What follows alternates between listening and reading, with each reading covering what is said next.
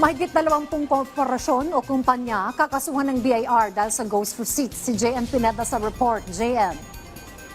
Kaya nakatakda ngayong umaga na magsumite ng kaso sa Department of Justice si BIR Commissioner Romeo Lumagi Jr. laban sa higit 20 mga korporasyon o kumpanya. Kasama rin sa sasampahan ng kaso ang nasa 56 na mga corporate officers at 16 na mga public accountants. Nagugat ang kaso dahil sa paggamit umano ng mga ito ng ghost receipts para makaiwas sa malalaking buwis.